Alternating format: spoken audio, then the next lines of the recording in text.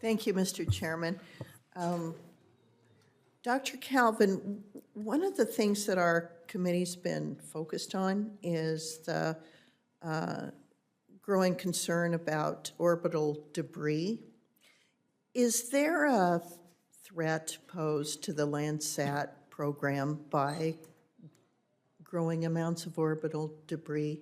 Is this something you are focused on? So at NASA, people think about this, and we agree that it's important to ensure that space is usable for years to come. Space debris and mega constellations are an issue that need to be addressed by U.S. leadership, and I think I can refer other colleagues within my agency for more information on that. Thank you very much. Dr. Abdulati, being from the West, you know well the dangers of not only drought, but also some surprise flooding from snowpack melt. In Wyoming, we saw a lot of damage this spring around Yellowstone National Park, where we had surprisingly rapid snowmelt due to some unseasonably warm weather and rain simultaneously. And so are there ways that Landsat can help mitigate these sorts of disasters? Well, the mitigation, what we can do is observe as they unfold. So we can mitigate the management of those kinds of disasters and preparation. And it's not just Landsat, it's other observations, because it requires understanding the potential for rain. You know, how much water is in the atmosphere, how much is going to fall out, how much snow, we call it snow water equivalent, is stored in the mountains. So you mentioned rain. Rain makes melt happen much faster. It's a much more efficient energy delivery system for melt. So it really requires the monitoring and forecasting of rainfall, temperature, the rate at which it'll occur, the topography, because the runoff of the water dictates or is a big driver in flooding as well. So all of those elements combined. Certainly Landsat is a component of it, but there's much more to be observed. Thank you. Mr. Gallagher, as you know, Wyoming is rich in oil, gas, coal, uranium. It's my understanding that using images from Landsat, we were able to determine the subsurface composition of minerals and other deposits based on above-ground particles. Certainly it's true with uranium. We see that in Fremont County, Wyoming, as well as some other counties. How's the data collected by Landsat's program making our natural resource location and extraction more efficient, pinpointing it a little better? Good, thank you for the question.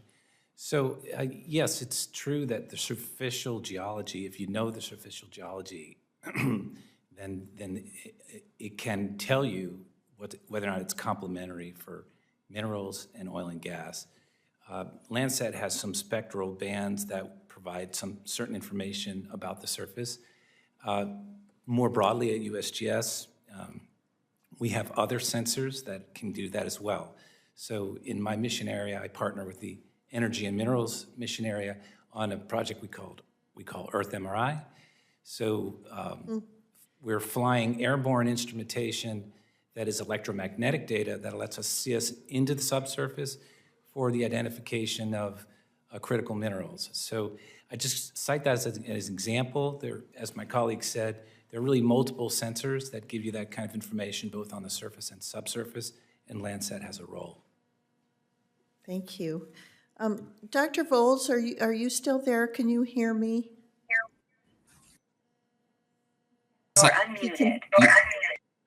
Yes, I can hear you fine, ma'am. Go ahead. Great, thanks. I want to expand on a question that was asked earlier.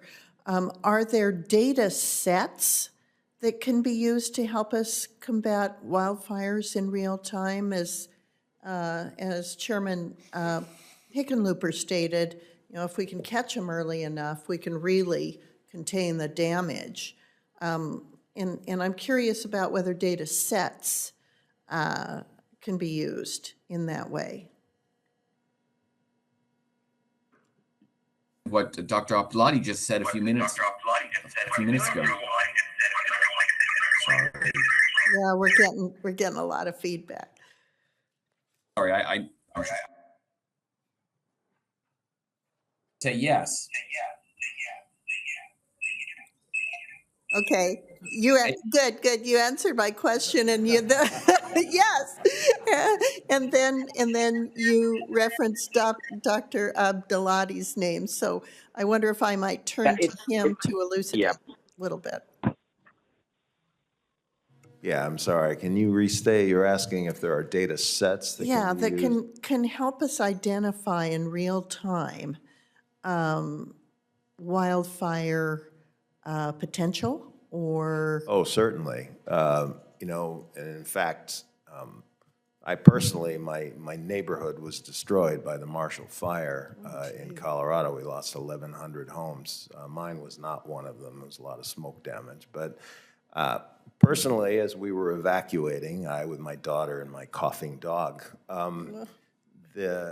I just looked around at how dry the land was and felt the wind, you know, and so it's information on wind speeds, it's information on drought. Soil moisture is key because while it was a likely human-ignited fire, as most wildfires are, the conditions for it, the fuel for it, were in the dryness of the soil and the vegetation, the winds that just caused it to rip through the neighborhood, the area. So data sets are soil moisture, information on vegetation, so we understand its health, how dry it is. Is it kindling or is it, you know, green?